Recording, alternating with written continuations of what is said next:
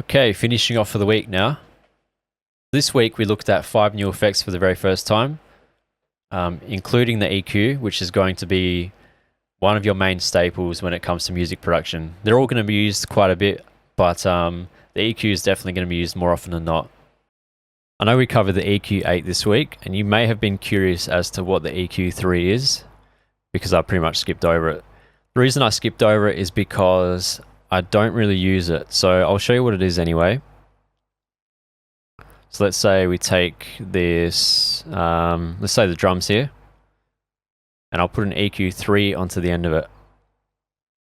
The reason I don't use it is because it doesn't really give you that much control as opposed to an EQ8. So if you look at them side by side, the EQ8 you can really go in and fine tune frequencies, whereas the EQ3 pretty much just has 3 bands, very similar to let's say something you might find on a guitar amp, where you just have those 3 little knobs. You have the bass, mid, and the treble. So if you wanted a really quick solution, let's say you just wanted to get rid of some lows, you could just drag this down and that would instantly do it for you. So if you don't want to use anything too complicated and you just want to get rid of a low end or high end or the mids, you know exactly where it is, you can just use this and tweak these 3 little knobs here. You can also change where the crossover is, so the low frequency crossover and the high frequency crossover, but that's it. And then whatever the mids will be in between these two here. You don't get any visual representation at all. It's just these 3 controls where you can adjust the gain, whereas the EQ8 we can actually see where the frequencies are by this grey outline in the back, and then we can actually cut out exactly where we want to. So my honest opinion is that I've never used the EQ3 and I don't use it, which is why I kind of skipped over it. If you do think you would find it useful, go ahead, but the one I'm going to recommend 99.9% of the time is the EQ8. Even if you want to do something simple, the EQ8 is very easy to do it, and you can actually see where the frequencies are, you can see what you're affecting. You're not just turning these controls up and down and getting rid of frequencies. It's a lot more precise in here. So I just wanted to make a note on that. As you know by now, I want this course to be as concise and to the point as possible. So I don't want to spend time sitting there explaining a plugin if you're just not going to use it. But I'm sure there'd be a lot of you that would be curious about what it was, so I did just want to cover it really quickly now.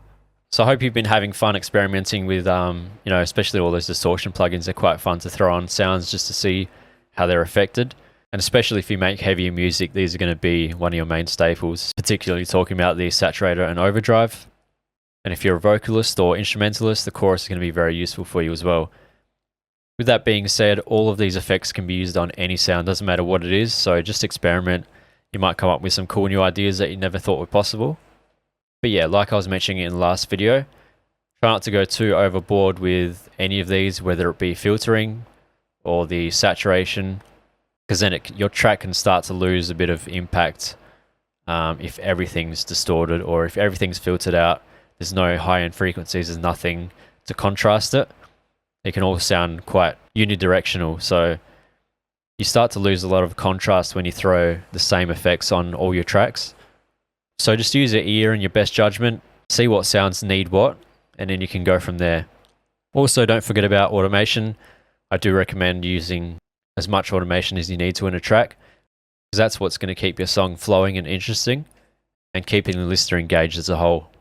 So in the last video, I didn't really use any of those on the effects, but I'm sure there'll be some cases where you could filter out some effects and add some automation to these as well,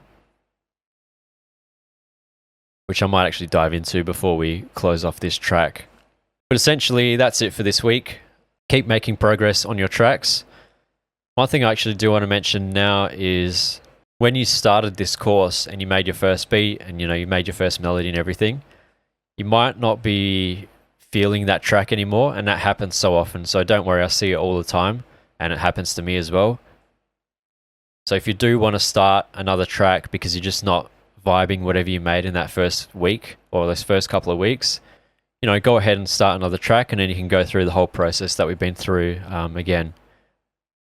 Essentially, that's, at the end of the day, that is what music making is just going through this process over and over, coming up with different ideas, progressing those ideas, and then if you're happy with it, you release it. So I did want to mention that before we closed off, that if you aren't liking your track that you made anymore, don't force yourself to make it just because you want to stick with the same track for the whole course. You can just start another track that you feel a lot more love towards. It's very easy to get stuck in that mentality of trying to push a turd uphill.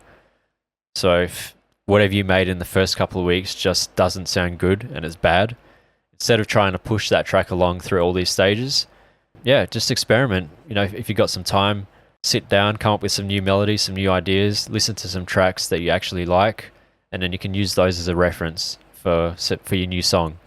So I'm happy for you to do that, and I actually encourage it, as long as you can get up to speed before we start our next week, so that you don't fall behind too much because you're constantly starting new tracks over and over again every week. Try and find something that you like sooner or later. That way you can progress through along with me. But yeah, I guess the takeaway from this is don't be scared to start a new track just because you've been attached to one from the very beginning.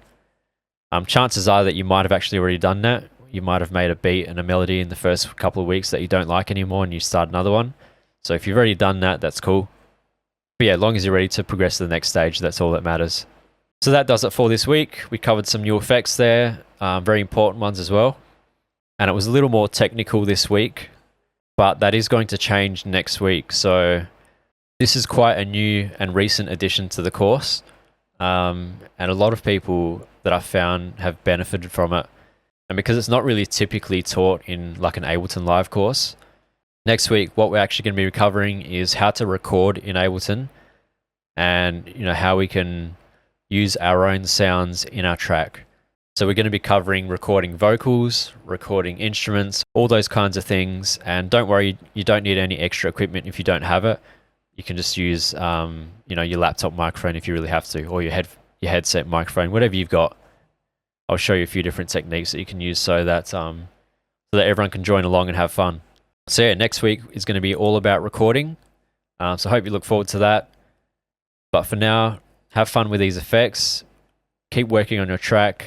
Enjoy your weeks and your weekends, and I'll see you then.